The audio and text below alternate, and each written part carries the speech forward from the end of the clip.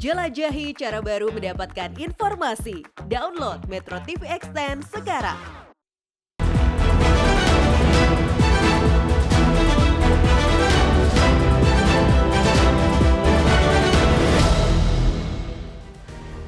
Pemirsa, sudah dapat disimpulkan ada 3 nama yang akan maju sebagai calon presiden. Tapi lain halnya dengan bakal calon wakil presiden. Sampai saat ini belum ada satupun bacawa pres yang menentukan atau baca pres yang menentukan siapa pendampingnya dalam kontestasi Pilpres 2024 mendatang. Semuanya masih teka-teki. Entah apa yang menjadi tolak ukur ketiga baca pres tersebut sehingga belum juga menentukan siapa pendampingnya. Apakah sang pendamping harus memiliki kapasitas mumpuni atau hanya sekedar bisa mendulang suara sebanyak mungkin? Inilah yang akan kami sajikan dalam editorial malam hari ini, persaingan sengit tiket cawapres bersama saya Zilvia Iskandar.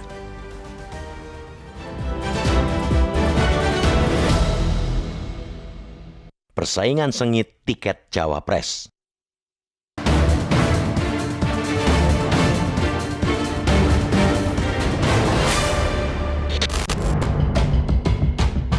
Enam bulan jelang pemilihan presiden dan wakil presiden 2024, kepastian siapa yang bakal menjadi kontestan belum juga ada kepastian. Dinamika masih dinamis nian, termasuk perihal siapa yang akan maju sebagai calon wakil presiden. Untuk bakal calon presiden, sepertinya bandul persaingan akan mengerucut ke 3 orang yang selama ini sudah mendominasi daftar kandidat. Mereka yakni Anies Baswedan yang diusung Koalisi Perubahan untuk Persatuan, Prabowo Subianto yang diajukan Partai Gerindra, serta Ganjar Pranowo jagoan PDI Perjuangan dan P3. Lain halnya dengan bakal cawapres. Hingga kini belum ada satupun tokoh yang mendapatkan garansi untuk bisa berkontestasi. Banyak, bahkan sangat banyak yang dipoles, dielus-elus, diajukan, tetapi semuanya masih sekadar usulan, masih sebatas perbincangan. Sebut saja Ketua Umum Partai Demokrat Agus Harimurti Yudhoyono, Gubernur Jawa Timur Khofifah Indar Parawansa, dan Putri Gus Dur Yeni Wahid untuk mendampingi Anies. Bahkan belakangan muncul nama ex-Menteri Kelautan dan Perikanan Susi Pujiastuti. Sebagai baca pres Prabowo, nama Ketua Umum PKB Muhaimin Iskandar sudah lama mendominasi peluang. Namun belakangan nama Gibran Raka Buming Raka tak bisa dipandang sebelah mata. Wali Kota Surakarta yang juga putra sulung Presiden Jokowi itu kian kuat mendapat dukungan termasuk dari loyalis Joko Widodo, Projo. Gibran memang terkendala usia, tetapi bukan tak mungkin Mahkamah Konstitusi bakal membuka jalan buatnya dengan mengabulkan uji materi soal batasan umur cawapres. Bakal calon pendamping Ganjar tak kalah ramai. Menteri Pariwisata dan Ekonomi Kreatif Sandiaga Uno paling bersemangat menebar daya pikat. Dia hengkang dari pos petinggi Partai Gerindra dan pindah ke P3 untuk merealisasikan ambisinya itu. Namun, Sandi kini mendapat rival berat, yaitu mantan Panglima TNI Jenderal Purnawirawan Andika Perkasa. Semakin banyak cawapres, makin baik buat demokrasi. Rakyat pun kian mendapat banyak pilihan sebagai penambah pertimbangan memilih capres. Kita percaya mereka putra-putra terbaik bangsa, tetapi yang kita butuhkan adalah terbaik di antara yang paling baik. Kursi wapres memang tak sepenting presiden, namun ia juga sangat penting. Karena itu, orang yang mendudukinya memang punya kemampuan, bukan asal-asalan. Dia tak boleh lagi dipandang hanya sebagai ban serep yang cuma digunakan ketika ban utama kempes. Wapres dan presiden idealnya adalah duit tunggal, sehingga keduanya mesti orang-orang andal. Cawapres bisa maju dalam kompetisi tak boleh hanya karena kesanggupannya menanggung amunisi. Dia berkontestasi juga bukan karena sekadar untuk menjadi vote getter, pendulang suara, tapi mutlak punya kapasitas sebagai pemimpin negara yang berkelas. Yang tak kalah penting, bukan saatnya lagi cawapres hanya titipan mereka yang punya kuasa. Berikan capres keleluasaan untuk memilih karena dialah yang paling tahu pasangan seperti apa yang paling tepat. Partai-partai politik boleh mengusulkan tapi dilarang memutuskan. Kalau ada ketua umum partai yang merasa paling berhak menentukan cawapres, lalu membajak kewenangan capres untuk memilih pendamping, sama saja dia membiarkan kawin paksa. Untuk soal apapun, kawin paksa tidaklah baik.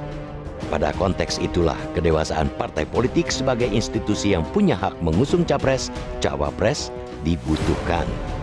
Sudah waktunya mereka mengajukan pasangan yang hebat luar dalam, sudah saatnya pula rakyat pintar menjatuhkan pilihan.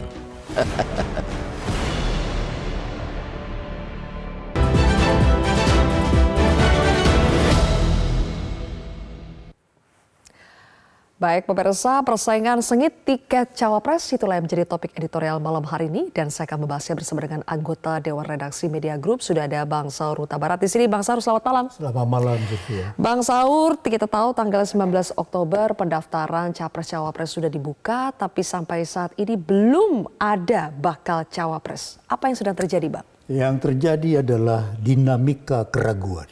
Apa itu tuh, Bang? Jadi berbagai manuver, tapi substansi pokoknya adalah dinamika keraguan. Kenapa timbul dinamika keraguan? Yang pertama tentu saja karena dari nama-nama itu tidak ada yang elektabilitasnya menonjol sebagai cawapres. Tapi yang kedua ada faktor capresnya. Bukankah Ganjar tidak dapat menentukan sendiri calon wakil presidennya? Itu tergantung Ibu Mega. Bukankah Prabowo sebagai calon presiden dia menunggu restu dari Pak Jokowi? Dan bukankah yang namanya Anies memang diberi menentukan sendiri, akan tetapi tetap juga ada keraguan untuk memilih siapa. Jadi yang sedang terjadi ini adalah dinamika keraguan memilih calon wakil presiden. Oke, ada dinamika keraguan, faktor utamanya karena secara elektabilitas dalam sejumlah survei belum ada yang menonjol. Belum meskipun ada yang menonjol. Nama Erick Thohir, nama Ridwan Kamil itu menempati 2 posisi teratas, Bang.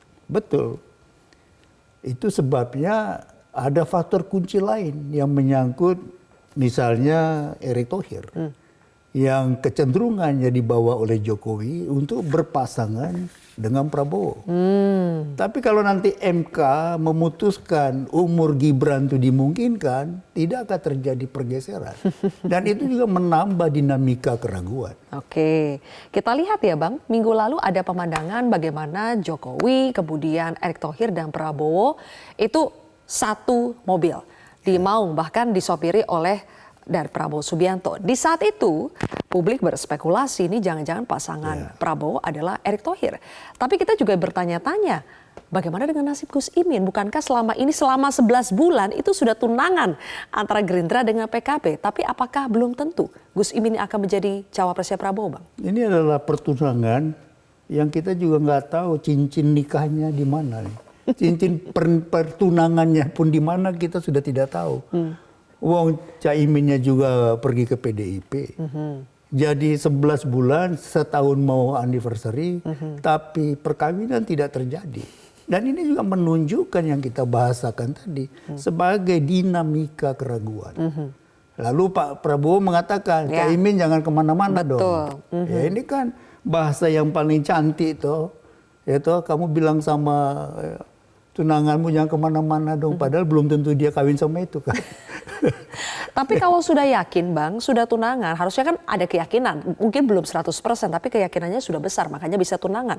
Tapi kenapa ketika ada pihak lain yang menggoda, katakanlah PDI Perjuangan yang memasukkan nama Gus Imin ke dalam 5 besar, bakal cawapres Ganjar, di situ kemudian Prabowo mengatakan seperti khawatir, Gus Imin jangan kemana-mana. Kita coba simak dulu pernyataan selengkapnya dari Prabowo seperti apa.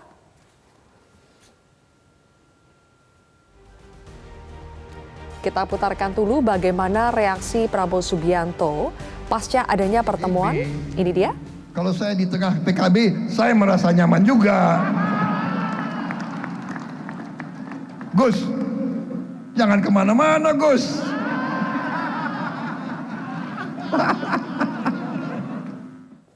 Harusnya kan kalau sudah solid tidak perlu dipesankan, tidak perlu dikhawatirkan lagi ya Bang kalau Gus Imin akan pergi. Apakah ini artinya sampai hari ini belum ada koalisi yang solid? Memang belum ada koalisi yang solid. Saya kira kita menangkap nadanya Prabowo itu adalah nada yang lebih mengandung humor. Bukan mengandung sesuatu yang sangat serius. Jadi menurut saya Caimin itu sudah tidak masuk di dalam daftar cawapresnya Prabowo karena tidak direstui itu oleh Jokowi. Jokowi lebih merestui Erik. Tetapi masih ada kunci yang belum terbuka yang masih baru kita tunggu putusan MK. Ini terkait dengan batas usia capres-cawapres Ya. yang sedang diuji. Iya, untuk Gibran, dan yang mau Gibran ini kan lebih Prabowo yang menginginkan. Itu, tapi bahasa Pak Jokowi nanti kan selalu kalau itu yang dikehendaki dan nanti terpilih oleh rakyat, dia apa yang dilanggar. Oke. Itu hak warga negara. Oke. Katakanlah kalau misalnya kita menunggu putusan MK, kemudian ada kemungkinan nanti Prabowo bersanding dengan Gibran. Lalu bagaimana nasib Gus Imin? Apakah akan mudah sekali nih Gus Imin pada akhirnya berpindah atau nanti kita tidak tahu arahnya kemana? Ya saya kira ini adalah sebuah kemungkinan yang sangat besar terjadi. Bahwa Caimin itu tidak akan menjadi cawapres. Jadi ini bagian dari manuver-manuver dia untuk menjaga elektabilitas partainya saja. Harapan untuk dia menjadi cawapres menurut saya harapan yang terlalu kecil. Dari sisi elektabilitas itu, maupun dari bacaan kita mengenai tadi Prabowo jangan kemana-mana, tapi nadanya lebih bercanda. Bercanda dalam arti ya kalaupun nanti ujung-ujungnya pergi juga tidak masalah, begitu Bang. Kalau dibaca sebagai ada unsur humor di situ. Iya, menurut saya pernah bilang dalam editorial malam ini, ya bye-bye. Ya sesimpel itu dalam pernikahan politik yang sekarang ini ya sebegitu gampangnya. Oke. Ini kembali kita putarkan beberapa pertemuan antara Prabowo Subianto dengan Gibran. Pertanyaannya lagi Bang, oke tadi kita sudah membahas Gus Imin. Sekarang kalau misalnya Prabowo jadi dengan Gibran, Erick Thohir yang katanya sudah direstui oleh Presiden Jokowi untuk mendampingi Prabowo, mungkin juga restu Presiden Jokowi lebih ke anaknya nanti ya. Tapi Erick Thohirnya mau dikemanain setelah Prabowo misalnya nanti jadi dengan Gibran? Erick kembali mendapatkan tempat yang terhormat, yaitu menjadi ketua tim sukses Prabowo Gibran. Seperti kemarin beliau menjadi tim suksesnya Jokowi. Presiden Jokowi. Iya, maka satu kursi menteri sudah pasti di dia. Dan mungkin 2029 dia yang menjadi cawapres. Jangan-jangan Gibran yang menjadi capres. Ya, ini ya, kan? Visioner sekali ini melihatnya sudah jauh sampai 2029 Bang Saur. Ya, semua dinamika yang sedang terjadi ini adalah bukan saja mau menyelesaikan tentang 2024. Tetapi ada juga yang mau berinvestasi untuk 2029. Dan kemungkinan Pak Jokowi membayangkan investasi Gibran untuk 2029 itu jangan pula dinafikan. Dan Erick itu kapan sih dia menjadi tokoh nasional secara politik? Kan baru 4 tahun ini. Dia menjadi tim suksesnya Jokowi lalu menjadi menteri yang diandalkan oleh Pak Jokowi, bahkan digadang-gadang menjadi calon wakil presiden. Oke. PAN menawarkan Erick Thohir, mengajukan proposal Erick Thohir sebagai cawapres itu kan ke kedua kubu ya, ke kubunya Prabowo dan juga kubunya PDI Perjuangan. Kalau Erick Thohir masih punya kans sebagai cawapresnya Ganjar gak Bang? Menurut saya tidak lagi. Saya tidak melihat dengan bertambah panjangnya daftar cawapres, termasuk yang terakhir adalah Jenderal Andika, itu memperlihatkan panjangnya daftar ini kan makin menunjukkan bahwa belum ada yang terkunci di satu pihak, tapi di lain pihak jangan-jangan ada juga yang disembunyikan, yang belum dibuka, dan yang hanya tahu ini siapa? Hanya ada satu orang yang bernama Megawati. Jadi maksudnya bisa saja cawapres yang kemudian berpasangan dengan Ganjar itu bukan 5 nama yang disebutkan oleh Puan ya Bang? Bisa-bisa yang bernama Ridwan Kamil. Saya kira pertemuan kemarin Puan dan Erlangga bisa juga dibahasakan lain. Dan kalau Ibu Mega yang kita dengar-dengar mungkin benar mungkin tidak, tetapi ada alasannya. Kalau Ganjar itu berpasangan dengan RK. Nomor 1 memang RK di antara para calon-calon tadi itu wakil presiden dia memang masih yang teratas Cukup bersama tinggi, ya. katakanlah bersama Erick Erick Thohir. Tapi yang kedua dia menguasai Jawa Barat, punya basis dia.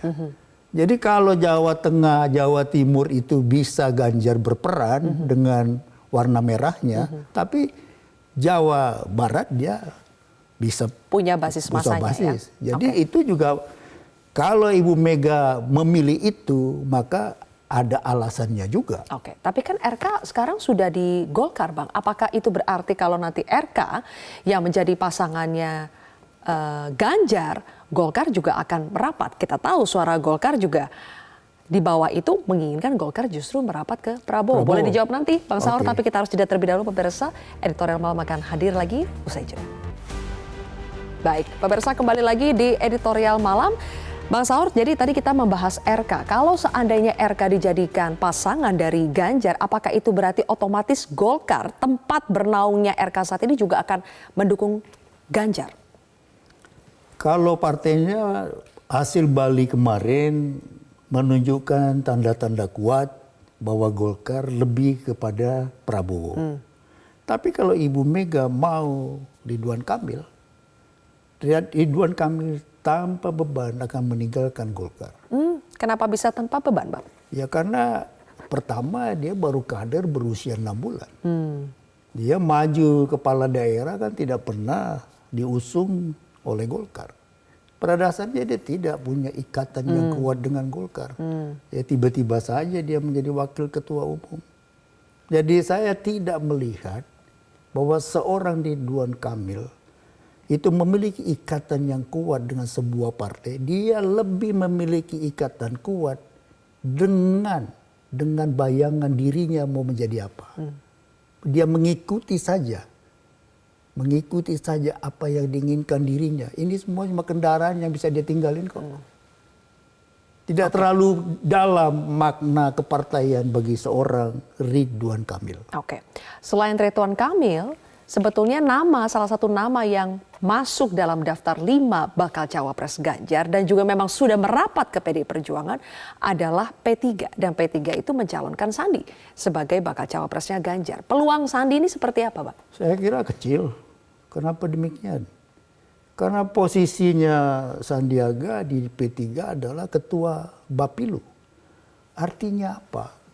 Tugas paling pokok dari seorang Sandiaga Uno bukan menjadi calon wakil presiden, tapi menyelamatkan P3 untuk lolos threshold, masuk kembali ke P3. Saya kira ketergesa-gesaan P3 lalu merapat ke PDIP belum tentu juga hal yang diinginkan oleh Jokowi. Belum tentu kalau membaca perkembangan terakhir. Tapi satu misi yang mesti diberikan kepada Sandiaga Uno adalah sebagai ketua Bapilu yang menyelamatkan P3.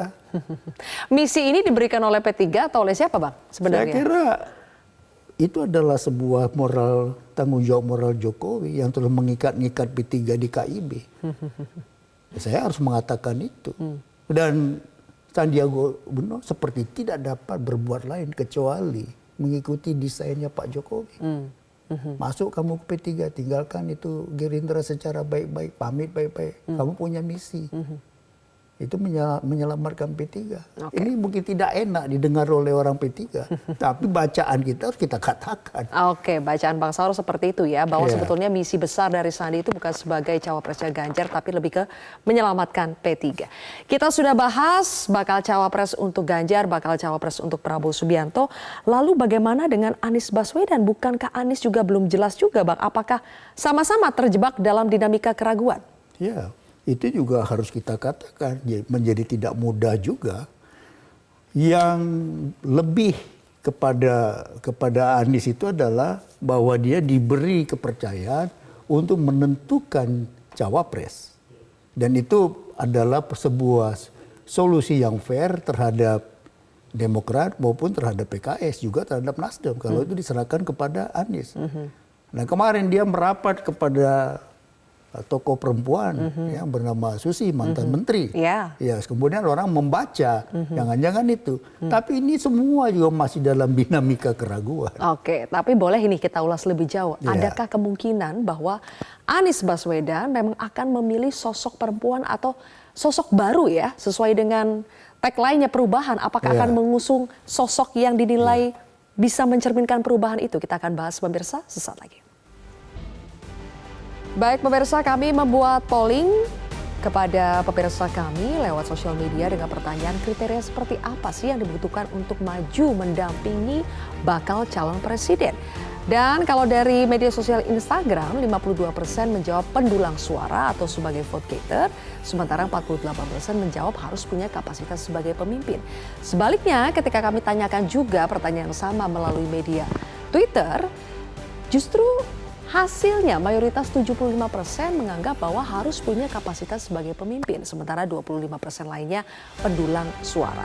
Sebelum kita bahas ini, Bang Saur, tadi pertanyaan saya adalah betulkah bahwa Anies Baswedan kemungkinan akan mengusung sosok yang mencerminkan perubahan sesuai dengan tagline koalisinya, misalnya Susi Pujiastuti? Jadi dari 3 nama yang diperbincangkan untuk menjadi cawapres Anies, 3-tiganya itu kan perempuan, yaitu yang bernama Kofifa, yang bernama Yeni, dan yang terakhir Susi. Ya, ada faktor AHY, tapi faktor AHY itu kan menjadi persoalan jika mempertimbangkan 2 partai pengusung lainnya, sebaiknya tidak berasal dari partai itu. Nah kalau itu yang terjadi, maka Anies akan membawa sebuah perubahan. Yaitu belum pernah ada cawapres perempuan. Belum pernah ada di dalam pemilihan yang dipilih oleh rakyat, itu belum ada cawapres perempuan. Jadi kalau itu terjadi itu pertama kali. Oke. Dan ada warna lain memang. Tapi apakah betul seperti itu? Kan semua masih terselimuti oleh sama persis, yaitu keraguan. Dinamika keraguan. Iya. Oke. Terakhir nih, Bang Saur, apakah salah satu faktor yang juga mempengaruhi dinamika keraguan itu adalah karena partai itu ingin mendapatkan kotel efek atau efek ekor jas dari capres atau cawapres yang ia usung? Karena itulah partai-partai ini saling mengunci, tidak mau mengalah urusan cawapresnya siapa. Karena efek elektoralnya rendah, belum ada yang sangat menonjol, maka sejauh ini analisis intelektual mungkin tidak laku dalam mengkaji cawapres ini.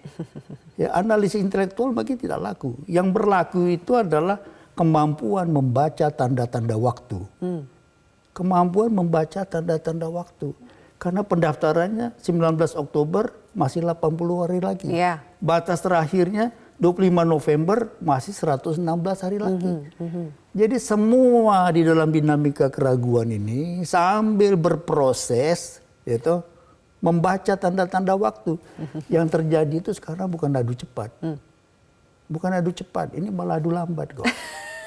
Jadi saling melirik. Kompetitornya itu gerakannya, strateginya seperti apa? Iya, kalau yang satu lebih dulu mengumumkan cawapresnya, maka yang lain sudah bisa membaca siapa lawannya. Oke. Jadi ini sudah saling kunci aja.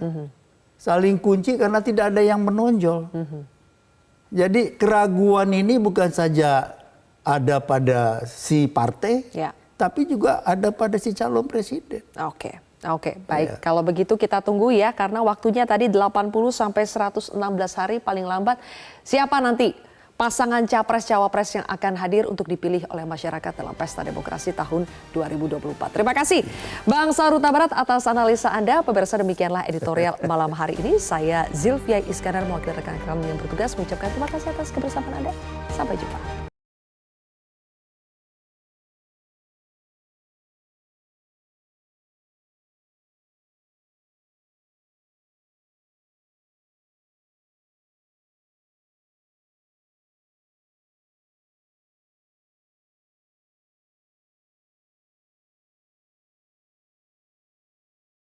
Cara mudah mendapatkan informasi dengan satu sentuhan jari. Download Metro TV Extend.